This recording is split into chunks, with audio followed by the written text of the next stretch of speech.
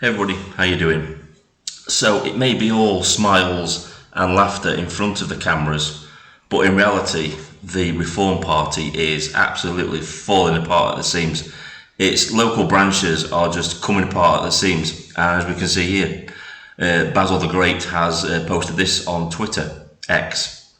Breaking: Gateshead Central Reform Branch resigns. A whole branch has resigned. That's a big thing. In an absolutely scathing social media post on the state of the party, yet another entire branch of Reform UK has resigned en masse. Bullying accusations, no policy, no structure. These are all concerns that I've raised. That they've got no policy, they've got no structure. It's like when Nigel Farage said before the local elections that, oh yeah, we're going to come up with an illegal immigration policy. We're not going to tell you what it is now, we're going to tell you what it is after the election. And that's because they didn't have one. That's because they haven't got a clue what they're going to do. And it was just about getting votes. They're not going to do anything about it. We've not heard anything about this policy since the local elections. You think they'd be straight on that? You would think a party that wants to take back the control of this country's borders will have a solid legal and illegal immigration policy, wouldn't you? About what they're going to do about the illegal immigrants already here and about the illegal immigrants that are coming and legal migration that's being abused as well. But they don't. They have nothing. They have no infrastructure. And this is what these people, and this is not coming from me. This is not me speculating on it. This is people who are actually in the party saying this. So they go on to say this and call for others to leave too. Reform came second here in the general election. Let's take a look at what they had to say.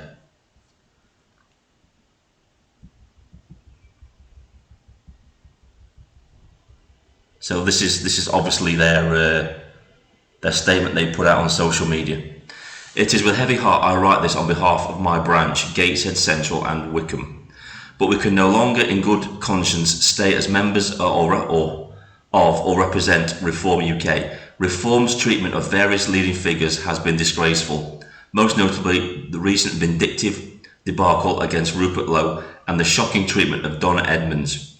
Even after Rupert's exoneration, no apology has been offered. It is a disgrace. And it is a disgrace.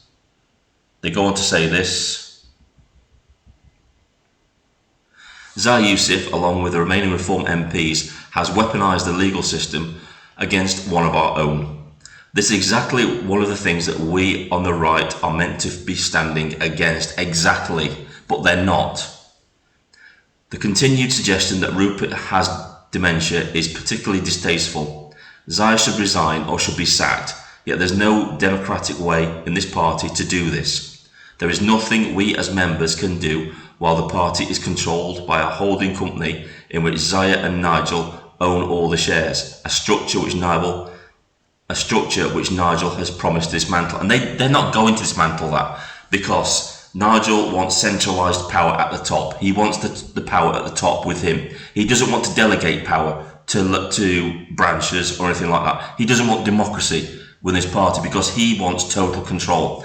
And full enough, Rupert Lowe mentioned in one of his statements that if they can do this to Rupert, if they can weaponise the law against Rupert, one of their own, what would Nigel Farage do with the full power of the state behind him against people who were criticising him? What would he do? It's a very dangerous situation to have somebody like Nigel Farage in control of the state's power when they don't like criticism, and they fully will weaponise the law against people who criticise them. I think we would have a similar situation to what we have with Keir Starmer right now. I think we would definitely have a Stasi, and we would see political prisoners that criticise the reform would be put in prison. I can totally see that happening. I really can. So what else I'm going to say. We are also very concerned about the massive slide to the left the party has taken. This is something else that I've brought up in my videos. The slide to the left, and they're not a right-wing party anymore. They claim to be a centrist party, but I can see them leaning more to the left than to the right on certain things.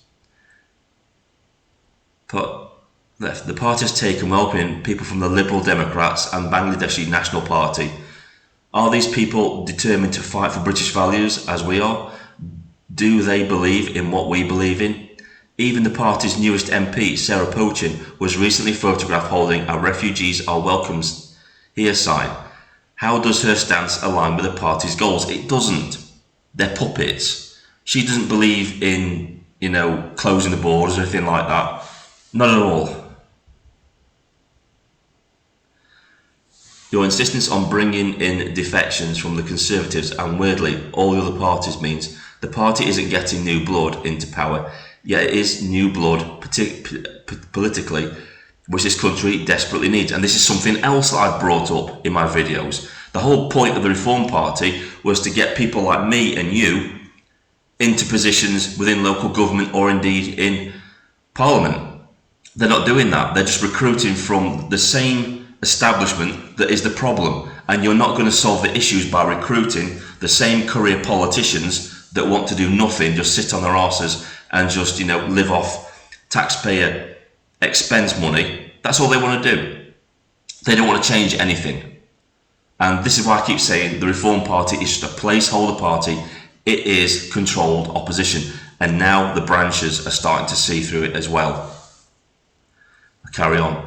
Which the country desperately needs. Instead, the party leadership seems determined simply to build the Conservative Party 2.0, and that was the plan all along.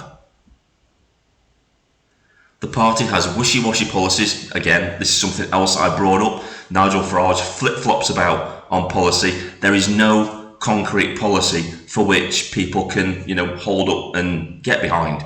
Nigel Farage gets on camera and changes everything. It changes constantly from day to day with what the party actually stands for.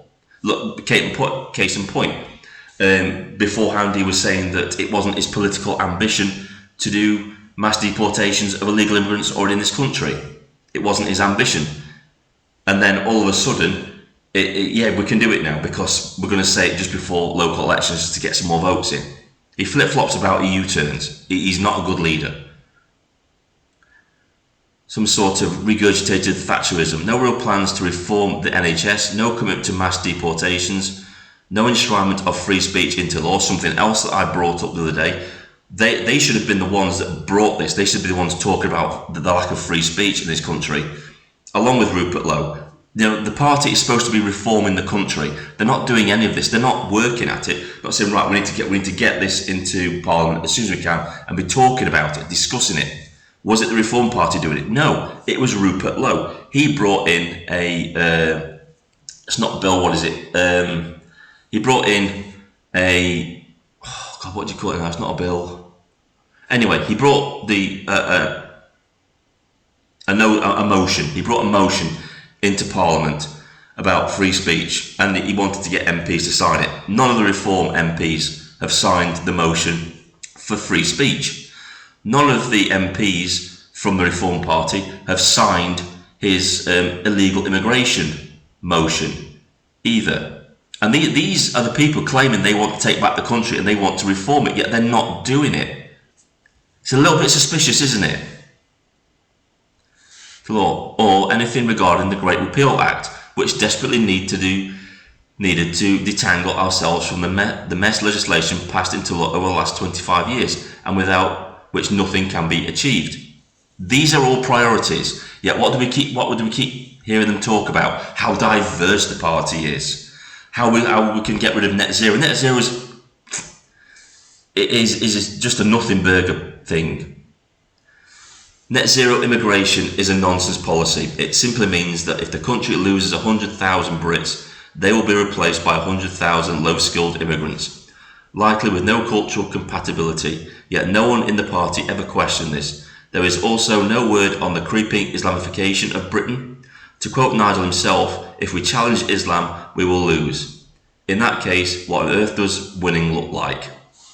They're just not the party to save the country. I keep repeating this, and I hope the Faragists out there are taking note of this, because this isn't coming from me. This is coming from people that you voted for in the local elections, who are now defecting because they now see the party isn't what they thought it was. Just like many of us saw through this. After the general election, many of us saw through what Nigel Farage was doing. The party leadership's backtracking on the rape gangs inquiry, its silence on the Speaker's outrageous spending, its lack of comment on the stiffening of free speech in the Commons, and its ignoring of the political prisoners in this country has been particularly cowardly. I could list another 100 issues I have with Reform's policies and stances at the moment, but I'm sure you already heard the same concerns from plenty of others by now. This is not the party we were involved in and stood for at the last election. I told you, the Reform Party has morphed into the Liberal Democrats. Then they claim to be a right-leaning party, and then all of a sudden, after the general election, they shifted. They shifted stance. They shifted stance politically to the centre ground, and now they're more centre-left than they are centre-right. So it goes on to say, having followed Reform's rhetoric closely and knowing what the public thinks Reform stands for, we haven't been able to hold a branch meeting in months as we felt we would be simply be lying to the people, and we don't want to be a part of that. It's very telling, isn't it, all this? The party has become the Nigel Farage party. Exactly, because he's centralised all the power around him. Lots of branches that have disbanded or have resigned en masse have said that Nigel Farage and Zai Yusuf micromanage the branches to a point where they simply can't function. I digress, we carry on. This party has become the Nigel Farage party, and he has proven he is the wrong man to lead the party or country going forward. I would like to mention here the obvious bias shown by Talk TV and GB News towards Nigel and the party leadership. Exactly. You know, we all complain that the BBC, ITV, Channel 4 and Channel 5 are all biased in left-leaning, bias towards left-leaning parties, but we also have to highlight the bias towards the Reform Party. I mean, basically, GB News has become the Reform Party channel, hasn't it? It really has. So has Talk TV. I've noticed that I don't watch either of those anymore because I can't trust what they say. Anyway, I'll carry on. GB News towards Nigel, which must verge on a conflict of interest. Trying to hide the problems within Reform isn't going to do the country any good in the long run. The Conservatives and Labour have already brought Britain to their knees. Exactly. And many people ask me, why do you keep bashing the Reform Party? It's because we don't want another party like the Conservatives or Labour in power. And that's what Reform is becoming. They're becoming more of the mainstream. And that is something this country does not need. We don't need more of the same. We need complete political change in this country. We do. And the Reform Party isn't going to offer that. Have already brought Britain to their knees, and an ineffectual Reform government would finish Britain off. We must have good people in power in 2029. I'm afraid it is in the opinion of this branch that Reform's leadership just aren't up to the job. And it's not only they that don't think that, I don't think that, and many other people know that these people just simply aren't up to the job. They're weak. I keep saying this. If you can't stand up to the mainstream media or stand by your candidates that are being scrutinised by left-wing, well, far left-wing NGOs like Hope Not Hate, then you've got no hope of standing up to the civil service, the real people that are in charge of this country. They're just too weak to do it. They will not affect any reform or any change at all. Oops, a bit further. There are a lot of good people involved in this movement at the grassroots level, and they deserve better. We see a lot of bullying coming from the head office. I've heard about this as well. This is what's talking about micromanaging. We see a lot of bullying coming from the head office, resulting in self-censoring. We have even found ourselves self-censoring at times. This is simply no way to run a party or a movement. The grassroots must be empowered to build a strong, thriving political movement that can put British values and British interests back at the heart of the British politics. To our former colleagues who remain within the party, we have just one message. Stand up for yourselves and what you believe in, and don't allow yourselves to be bullied a moment longer. So there you go, that's the end of the statement. And what I can see happening is, many of those other branches will stay silent for now. They'll just bide their time. And the minute Rupert Lowe, Ben Habib, launch this new party that they're going to launch, You watch all these branches defect to that party. So in effect, Ben Habib and Rupert Lowe aren't going to have to build infrastructure. It's already going to be in place. They're going to steal the Reform Party's infrastructure because they're going to want to swap to an actual party that is right-wing, that is going to fight for this country and its people, its values, its culture and its heritage. That's what's going to happen. And I hope that at some point there's a merger between UKIP and this new party. I like UKIP, I like Nick Tenconi, I really do, but we have to face facts now. UKIP is, people have told me this, and I've reluctantly had to come to this conclusion. UKIP is a dead brand. I fully believe in Nick Tenconi and anybody that's a part of the UKIP, but they have to acknowledge that the party is a dead brand, and it's all due to Nigel Farage. In my opinion, they could have rectified this by completely rebranding themselves. That could help. They could still do that. They could completely rebrand the party and come out as something else. Maybe still keep the UKIP name, but with a different flag, with different colours, and basically just wipe away everything that still refers to Nigel Farage in that party. Because many people like myself still look at UKIP as something of Nigel Farage's, and maybe that's what's putting a lot of people off. I don't know. But I would like to see a merger between this new party and UKIP. And before people start having a go at me, think about this, right? We need all the best people in this new party. Everybody. Everybody that Nigel Farage has kicked out of the Reform Party should be in this new party, because they were kicked out for a reason from Reform, because they were a threat to Nigel Farage. They were natural leaders and they were good at their job. That's what Nigel Farage didn't like, and that is why they will make them a brilliant part of this new party. It really will. For me personally, at the moment, I'm still going to be voting for UKIP because the jury's out on this new party yet. We want to see what it does, we want to see what its policies are before we get behind it. But for me personally, we don't need lots of tiny little parties fracturing the right.